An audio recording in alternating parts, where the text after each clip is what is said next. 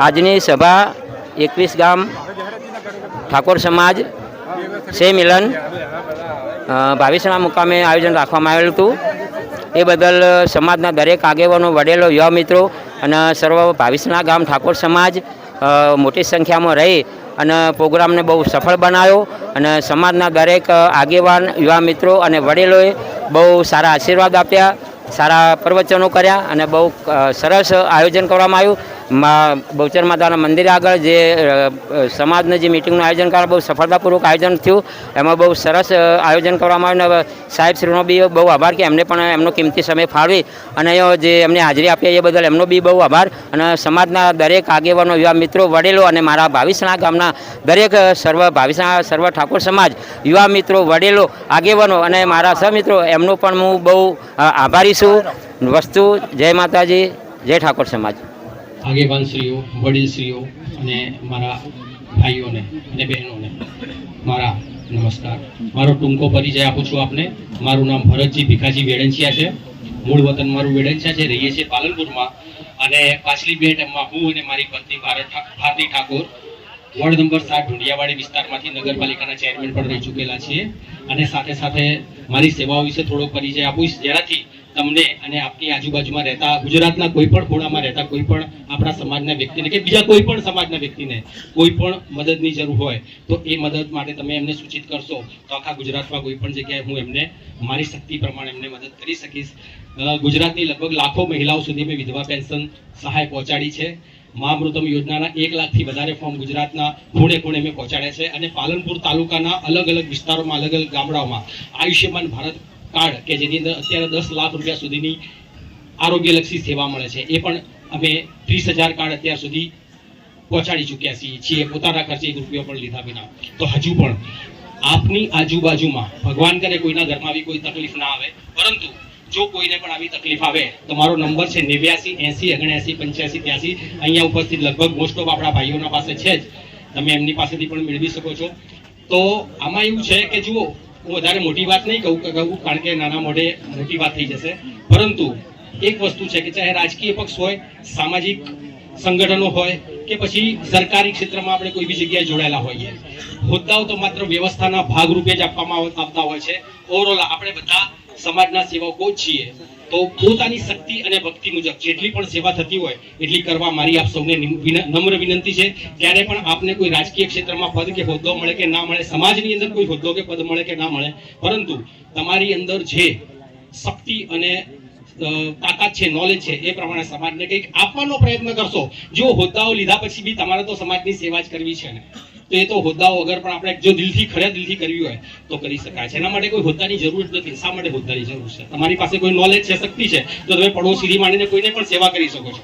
એટલે સેવા કરવા માટે કોઈ હોદ્દાની જરૂર નથી। માટે તમારી જે કઈ શક્તિ હોય પ્રમાણે સમાજને સેવા કરશો તો પરમાત્મા ખુશ રહેશે અને તમારા સંતાનોને, આવનારી પેઢીને પણ સુખી રાખશે। બાકી લાલચના લીધે જે લોકોએ સેવાઓ આપવા માટે પ્રયત્ન કરો છે, અંદર તડજોડ તોડફોડ કરી છે, એ લોકોની પેઢીઓ પણ નાશ થઈ ગઈ છે, એવું તમે ત્યાં જોયું હશે। તો પ્લીઝ મારી આપ સૌને નમ્ર રિક્વેસ્ટ છે કે મારો કોન્ટેક્ટ નંબર મેં તમને આપ્યો છે। ક્યારે પણ કોઈ, હા બીજી વસ્તુ કહું, મારી પોતાની અહીંયા પાલનપુરની ડોક્ટર હાઉસમાં એક લેબોરેટરી પણ ચાલે છે, સૂર્યવંશી ગ્રીન લાઇન લેબોરેટરી, અને જનરલી એની અંદર અમે ઘણા બધા ડોક્ટરો સાથે કનેક્ટેડ છીએ। તો એમાં કોઈ પણ જાતના ઓપરેશન કરાવવા હોય તો તમારો સંપર્ક કરજો। અમે એને એ ઓપરેશન મફત કરાવવા 10 લાખ રૂપિયા સુધીની સેવા જે છે, 10 લાખ એટલે ઘણી મોટી રકમ થઈ, પરંતુ એ રકમ પણ મફત એ વ્યક્તિને લાભ અપાઈ શકું। સાથે સાથે અમારા ગામના વડીલો જે બેઠા છે વેડંચાના, એ લોકોના સહકારથી પાછલી ટર્મની અંદર, હમણાં 2-3 મહિના પહેલાની જ વાત છે, લગભગ 30 કરોડ, આજ સુધી ગુજરાતના કોઈ ગ્રામ પંચાયતના અંદર આટલું ફંડ નથી આવ્યું, 30 કરોડ રૂપિયા સુધીની ગ્રાન્ટો મંજૂર કરાઈ છે અમે ધારાસભ્ય સાથે કનેક્ટેડ રહીને। અને એના માટે ગામના સરપંચ અને આ જે આગેવાનો બેઠા એ લોકોના સહકારથી આ શક્ય થઈ ચૂક્યું છે।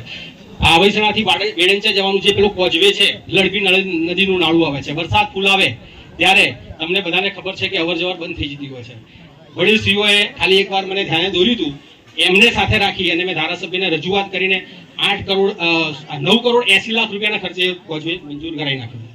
તો આવા કામો બધા જ ગામોમાં કરાવી શકીએ છીએ। તમારા ગામની અંદર પણ કોઈ રોડ, રસ્તા, ભલે મારી પાસે કોઈ સરકારી રાજકીય હોદ્દો નથી કે સરકારી નોકરી નથી, પરંતુ ખાલી એકવાર જાણ કરજો।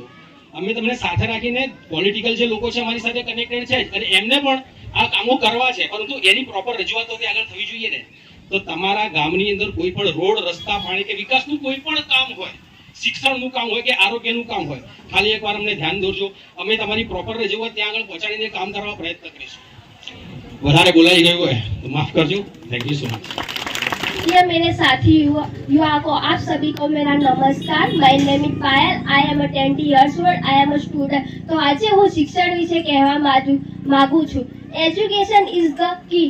એજ્યુકેશનનું મહત્વ. શિક્ષણ માત્ર સૌથી મોટો હથિયાર છે. સંપત્તિનો નાશ થઈ શકે છે, પૈસાનો ખોવાઈ જાય છે, પણ શિક્ષણ કદી ખોવાતું નથી. શિક્ષણ જેટલું કરશો એટલું જ વધશે. સંપત્તિ તમે વાપરશો એમ વપરાશે, પણ શિક્ષણ જેટલું શીખશો એટલું આગળ વધશે. તો શિક્ષણને વધારે મહત્વ આપવું જોઈએ. બાળકો અને દીકરીઓને સમાન શિક્ષણ આપવું જોઈએ. સ્કૂલનું શિક્ષણ નહીં, પણ એજ્યુકેશન, પ્રોગ્રામ ડેવલપમેન્ટ અને એમને જે બનવું હોય તેમને સાથ સહકાર આપવો જોઈએ. Doctor, police, GPSC, UPSC, SSC જેવી પરીક્ષામાં તેમને આગળ કરવા જોઈએ. શિક્ષણ એક સૌથી મોટું હથિયાર છે. બેટી પઢાઓ, બેટી ઇમ્પાવરમેન્ટ. છોકરી ખાલી પોતાના પરિવારની જ શાન નથી, પરંતુ આખા સમાજની શક્તિ છે. જો છોકરીઓને આગળ વધારશો તો તે પોતાના પરિવાર અને સમાજનું ભવિષ્ય બનાવશે.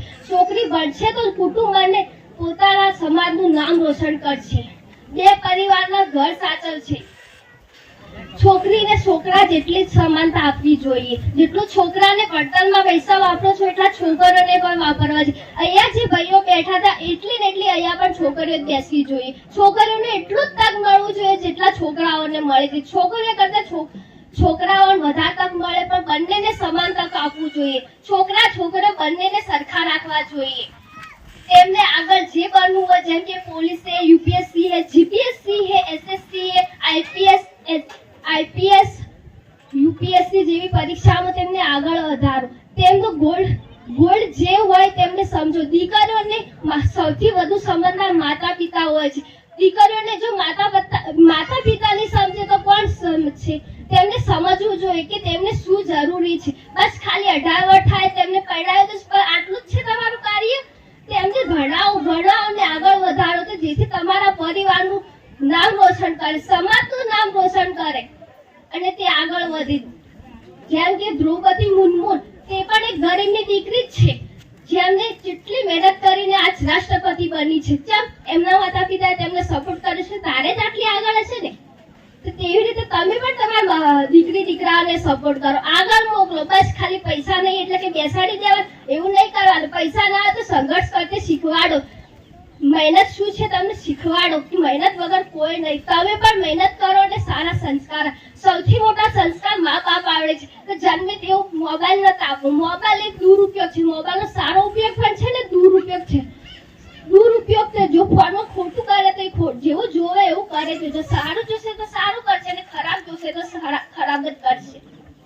તો તમે ફોન આપો એના કરતી બુકો આપો. તેમ કે જન્મથી તમે શીખવાડો કે ભગવદ ગીતા શું છે, મહાભારત શું છે, રામાયણ શું છે, તેના વિશે જ્ઞાન આનો. માતા પિતા સૌથી મોટા સંસ્કાર આપે છે, ભાઈ શિક્ષક આપે છે. એના માતા પિતાએ જ પોતાના બાળકને સંસ્કાર આપવા જોઈએ.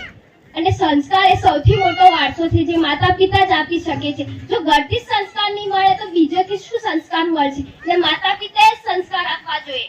અને દીકરાને સમાન રાખવું તો જેથી બંને આગળ વધી શકે. દીકરીને પણ જેટલું સન્માન આવે જેટલું દીકરાને આપો છો. જો કોઈ દીકરી સરપંચ છે, તલાટી છે, તો એને પણ માન આપો. જો એને કોઈ મોકો જવાનું મળે છે તો એને મોકલો. તમે એનું કાર્ય મત કરો, એને કોઈ વાતની રોકટોક કરો. એને સમજો. તમે જો તમે એને સમજો તો તમને ગર્વ થાય કે ના, કોઈ બી બ્યુટી હોય કે ગમે તે કાર્ય પર એને આગળ વધારો. એટલે ગમે તે હોય, જેમ છોકરી લાઇટ ફિટિંગ ન કરી, છોકરી રિક્ષા ના ચલાવી, છોકરી ધારે ઈ કરી શકે, પણ તમે એમને મોકો નહીં આપતા. છોકરીને ભણાવો અને આગળ વધારો. છોકરી એ સૌથી મોટી શક્તિ છે. છોકરાને જેટલું તક મળે ને એટલું છોકરીઓને પણ આપો. બસ આટલું. જય હિન્દ, જય માતા. Thank you so much.